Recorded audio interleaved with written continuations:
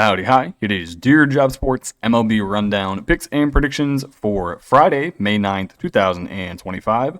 We are looking at the best bets of the day. Let's get into the video. All right, first things first, we're going to recap the previous day's results. On the day, we are currently 2-5 with an asterisk because we have one game still left outstanding, although it ain't looking too hot. Bringing our season record to 156 and 164. So I will recap the previous game's results, and we will get on to the picks for tomorrow. Game number 1, probably the greasiest win we will have all day, unless the Angels magically come back down 7-4 in the bottom of the 7th. It was the Phillies, minus 135 on the money line. I thought this bet was dead in the water. I was kind of hoping they wouldn't score any more runs, to be honest with you, so I could hit the under. But instead, they score 4 runs in the final 2 innings, force the game to go into extras, and then they win in 10 innings. Final score of 7-6. They win despite being out-hit 14-9. This Tampa Bay team is not very good. Even when they score a bunch off of a good pitcher in Jesus Luzardo, they still can't manage to win the game. Shout out to, who was it? Was it Bryson Stott? Bryson Stott with a 3-run bomb. Honestly, no one else really played that well. Trey Turner had 2 hits. Bryce Harper didn't do a damn thing. Kyle Schwarber didn't do anything. Castellanos didn't do anything. Kepler didn't do anything. Real Muto didn't do anything. Alec Boehm did a whole bunch of nothing. Brandon Marsh, he had 2 RBIs. Shout out to Brandon Marsh. But yeah, Phillies come back. Was not expecting that win to come through, but it did. So thank you to Philly. We then had the over 9.5 runs in the Toronto and Los Angeles game. This one is currently still going on. Like I said, the score, it's 7-4 in the bottom of the 7th. The Angels has guys on first and second with nobody out. So maybe, just maybe, they come back and win this game. I wouldn't be too surprised because that would be a very Toronto Blue Jays thing to do, to go down 4-0, come back, take the lead 7-4, and then lose the game to the Angels like 8-4 in the bottom of the 9th. That's just kind of something they would do. So that kind of brings me into the Angels plus 105, everything I just explained. Then we have the losers. This White Sox game was never close. Should I have taken the White Sox back-to-back days plus 1.5 and the under? Probably not, because the White Sox are horrible at baseball. But I did. I now know, do not do that back-to-back days, as they lose 0-10. Kansas City scored 10 runs. They had 17 hits. 17. That is a large number. Every single starter in their lineup had a hit besides Hunter Renfroe. It is a bad day to be Hunter Renfroe, as he is now hitting 160 on the season. Good God.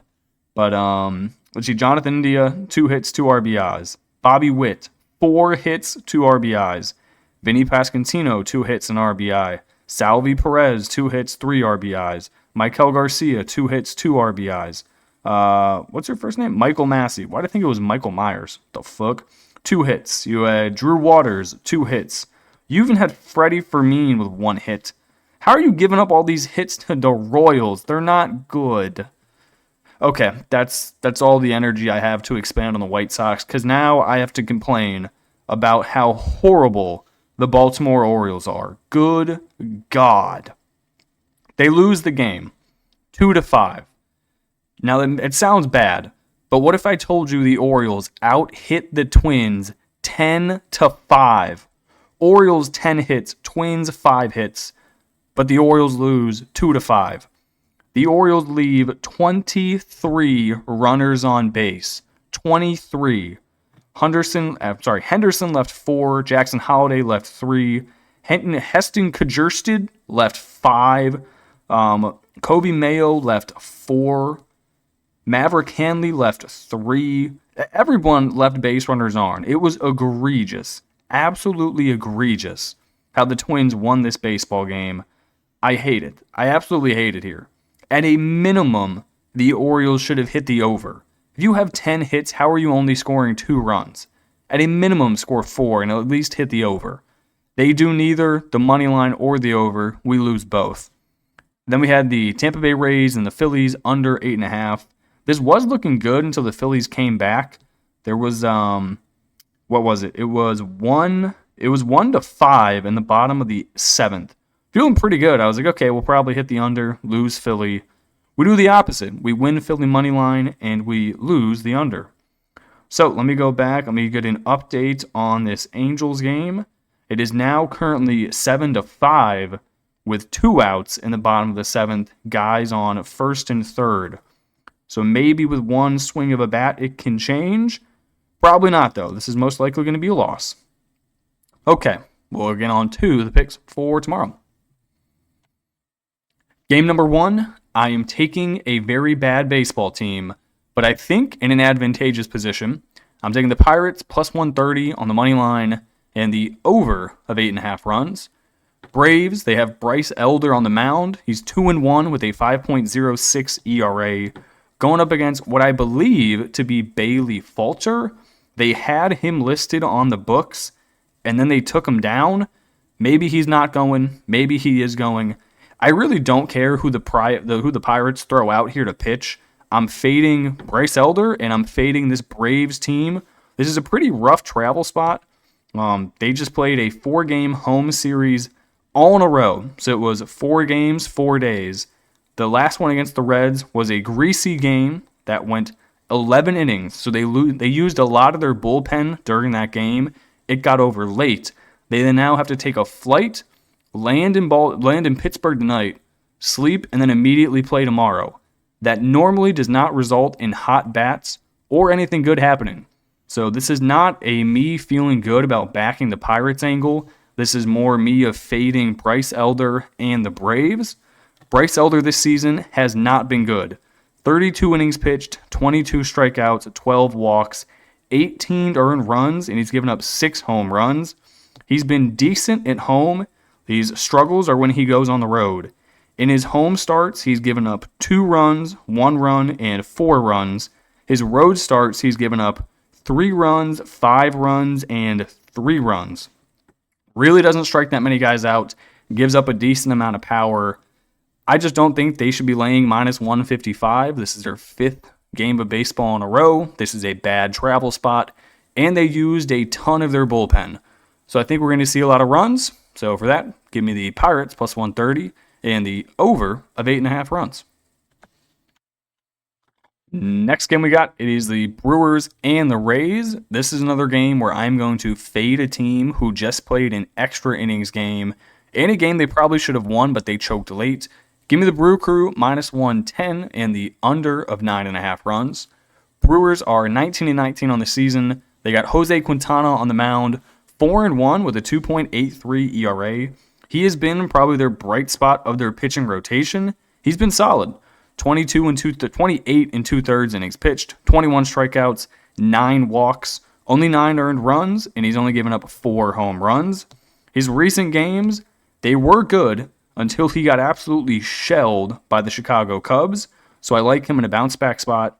He gave up 6 runs to Chicago, but before that, he had 4 starts in a row where he gave up 1 run or less. This guy's pitching really well. He's got good stuff. He's been in the league for a while, so he's not going to most likely get shelled 2 starts in a row. Zach Littell, a little something different. 2-5 on the season, 41 innings pitched, 25 strikeouts, 7 walks, 10 home runs given up. Double-digit home runs is not something you want to see. Coming off against a start against the Yankees, he actually pitched pretty well. He went 7 innings, giving up 3 hits and 2 earned runs. His most recent starts, 2 runs, 3 runs, 1 run, and 7 runs. He's actually a pitcher that pitches better on the road than he does at home. Not really sure why that is, but the main spot here, we have a better pitcher on the mound in Quintana. You have the Brewers team who is coming off of a day off. This Rays team just played a pretty hard series against the Phillies in which they used a lot of their bullpen in the previous 2 games. They got swept by the Phillies, 8-4, 7-0, 7-6. Their previous game went to extras. I don't think they're going to play well here. Give me the Brewers and give me the under. Next game, I do not think this line makes any sense. I'm taking the Cubs plus 135 on the money line and the over of 7.5 runs. Cubs, they've been playing good baseball recently. They have a decent pitcher on the mound in Jamison Taillon. 2-1 on the season, 3.86 ERA. Going up against Clay Holmes, 4-1 with a 2.95 ERA. Both of these teams are coming off of a day off, so they're not playing back-to-back. Jamison, this season so far, been pretty good. 7 starts, 39 2/3 innings pitched, a fantastic strikeout to walk ratio, 31 Ks, only 8 walks. That shows you he's got pretty good command of his stuff. 17 total earned runs, only giving up 6 home runs. Coming off of some really good starts. In his previous 4 starts, he's given up 2 runs, 1 run, and 2 runs. And those were against good baseball teams. He played the Brewers, the Phillies, the Diamondbacks, and the Padres. So a bunch of teams who can hold their own. On the other side of things, you got Clay Holmes. Pretty good to himself. 4-1 on the season. 36 2/3 innings pitched. Another guy with a fantastic strikeout to walk ratio. 39 13. His claim to fame so far this year, 0 home runs allowed. 0. Now, that might be because he has played some absolute dog shit competition. Let me go through his recent games. St. Louis, Washington, St. Louis, Minnesota, Miami, Houston. None of those teams are very good or hit for power. Absolutely none of them. 3 out of his last 4 starts have been road starts. Really hasn't pitched in this ballpark much this season. He only has 2 home starts against Miami and St. Louis. His one against Miami, he gave up 4 runs on 5 hits. His other one against St. Louis, he gave up 1 run on 4 hits. I really don't think they should be this big of a favorite at home. But the Cubs are really good this season. They hit for power. They score the most amount of runs per game in the majors. 5.9 runs per game. They're first in hits, 9 hits a game. They're third in overall slugging, third in home runs. This team's really good. You're not going to find many flaws. The only major flaw they have is their bullpen. Their bullpen is some load of shit. So hopefully, Jamison can go deep into this game. The Cubs can build them up a bit of a lead. And we hit the Cubs money line and the over at 7.5.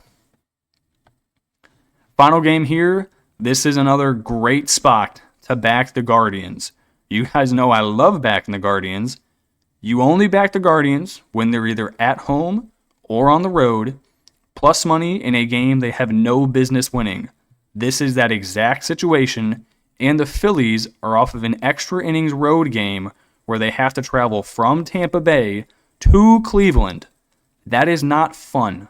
Give me the Guardians plus 105. Give me the over 7.5 runs. Phillies coming off of sweeping Tampa Bay. They have Aaron Nola on the mound. 1-5 on the year with a 4.61 ERA. Now, if I'm correct, he's coming off of his first win. Yes, he's coming off of his first win. He's actually pitched really good in his previous 2 starts. He was at Chicago, 7 innings pitched, 3 hits, 1 earned run. And then last game versus the Diamondbacks, 6 innings, 4 hits, 0 earned runs.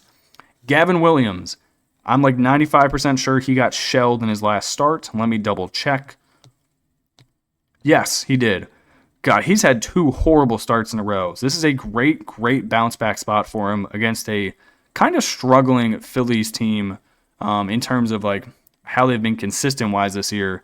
His 2 most recent starts, Minnesota, he went 2 innings, giving up 4 earned runs on 7 hits. Then he was at Toronto, giving up 2 earned runs on 7 hits. He's given up 7 hits in his previous 3 starts, but before that, he was going pretty well. I like Gavin Williams. I'm heavily biased. The dude throws heat. He's a massive human being. 6'6", 250 pounds. The dude's a demon. He went to ECU. I love me some ECU guys because of Colby and Mack from the college experience. If you know, you know. This is another great spot. You got Philly on a travel spot. Cleveland's off of a day off. Philly extra innings game. They used most of their bullpen because Jesus Luzardo did not go deep into that game. Guardians plus money at home, always good option. Give me the Guardians. Jose's back in the lineup. Kwan's hitting great. Gabriel Arias is looking like one of the best bats in the league currently. The dude is absolutely frying. Angel Martinez hitting .313. We're not going to talk about Nolan Jones, or we're not going to talk about Lane Thomas and how they both are horrible. We won't mention them. We will just mention Jose, Steven Kwan, and Gabriel Arias. And that's going to do it for me in this video. Hopefully today we don't get waxed. Let me do a quick score update. Come on, Angels. Take the lead. Please have taken the lead. Son of a bitch. They didn't take the lead, and Toronto scored another run. That is not ideal. It was Dalton Varsho. I don't like Dalton Varsho. Anyway, appreciate you guys watching and tuning in. That is all for me in this video, and now we'll catch you in the next one. Peace.